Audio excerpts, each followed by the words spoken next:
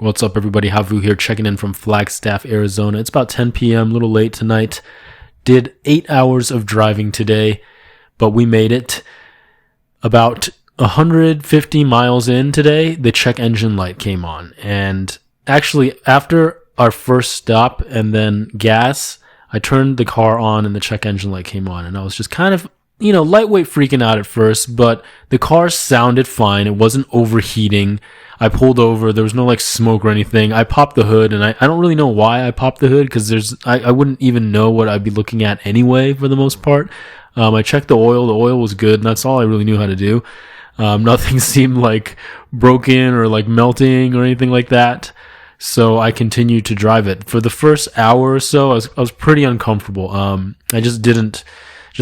was just thinking, okay, what's the worst that could happen? I'll break down on the side of the road. And at this point, I'm straight up driving through the desert. And it's not unbearably hot. At that point, it was 90 degrees, full sun. And I had water. I have my whole 4 or 3 liter, hydration pack, hiking backpack full of water. And then I carry my Hydro Flask, which is another 40 ounces. And, various snacks and electrolyte mixes that I have in my car just from packing my apartment. So I wasn't too worried. I thought, if it breaks down, I'll just chill on the side of the road. I have roadside coverage on my policy. It's just not going to be a life or death situation. So I thought about that. And once I kind of dealt with that in my mind, what is the worst that could happen, then I'm not just freaking out right now. And I'm just being realistic about it. And I'm listening.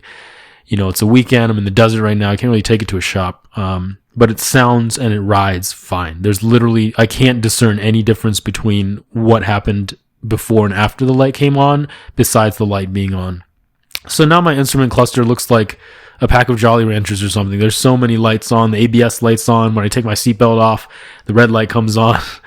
Cruise control I use a lot, especially in these 2-lane stretches through the desert. It's very useful for me.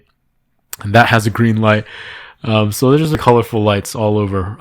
So I have a decision to make, whether to keep on keeping on or just try to get to the nearest international airport and rent a car.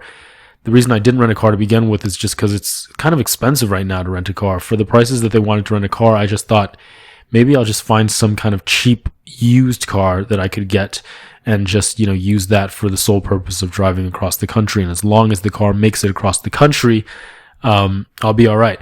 The thing is, for that price range, the kind of car that you're going to get is going to be the one that is kind of rolling the dice for the most part of whether it can get you across the country or not. So, unless you're buying it from a friend or a relative, of course, you can give you a nice little deal on something. For the $1,500, $2,000 price range I was in, there's not a lot. There's not a lot of horses that you want to bet on in that category. So that's why I said I put some money into the Accord, and I thought it was good. And so far, it is good. It just doesn't have AC, so it's super hot. Today was pretty super hot as well. But hopefully the 2 hottest days are behind us. But like I said, I hope that she makes it.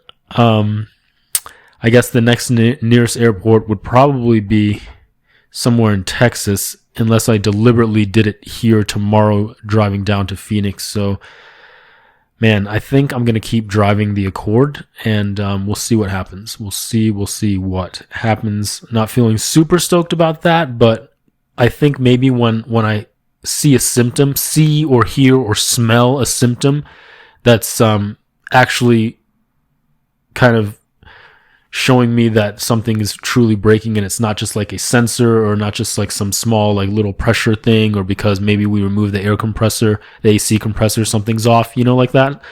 I'm thinking that, what percentage of check engine light codes are actually absolutely critical. I would figure there's some telltale signs before something actually happens. So who knows? I don't really know anything about this, but I'm just figuring, since it doesn't sound or drive or smell or feel any different, I'm thinking it's going to be all right. So that's where we're going to go, guys. Gonna try to get a good night's rest, do some stretches in the morning, and it's a big day from here to Amarillo, Texas. I think it's a 9-hour day tomorrow, so should be very interesting. But luckily we had some good weather today. Not crazy hot, but some rain even with clouds. So that was like a nice cooling thing for the car and for me as well. So hopefully more mild weather as we continue our trip eastward bound.